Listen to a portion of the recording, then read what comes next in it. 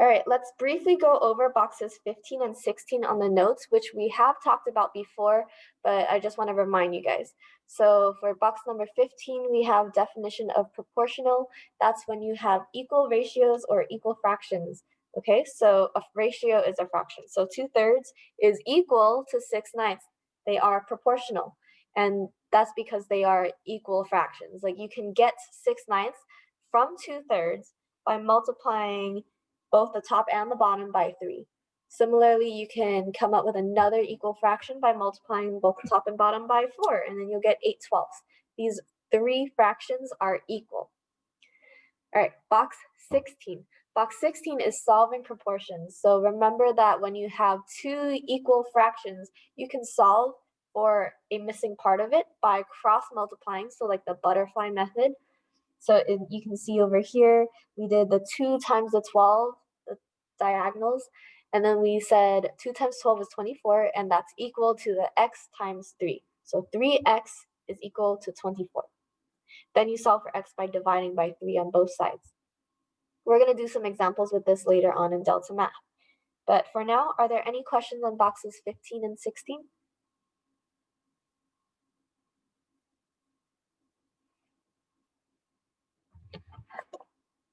Okay, let's go on to the boxes on the very bottom. So we're going to scroll all the way down and go to boxes 27 and 28.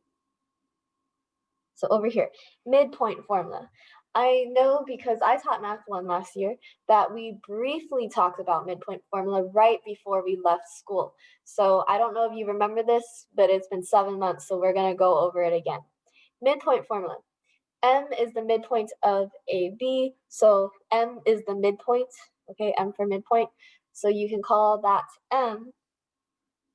You can follow this formula, essentially. If you have point A, which is x1, y1, because they're both the first point, and then you have B, which is x2, y2, because they're both the second point, then you do this to the formula. You're going to add together your x values, divide by 2.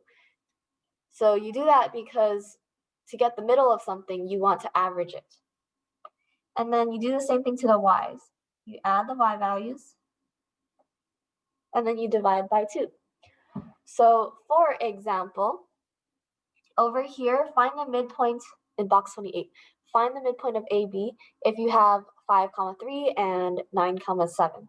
So what you're going to do here is you take the 2 x values, 5 and 9, right? You add it together, divide by 2. And then you take the 2 y values, 3 and 7, you add it together, divide by 2. And then all you have to do after that is simplify. So the 5 plus 9 turned into 14 divided by 2, and the 3 plus 7 turned into a 10 divided by 2, and that gave you the midpoint, which is simplified further. 14 divided by 2 is 7, 10 divided by 2 is 5. So you calculate the midpoint by averaging the x values and averaging the y values. Do we have any questions on boxes 27 and 28?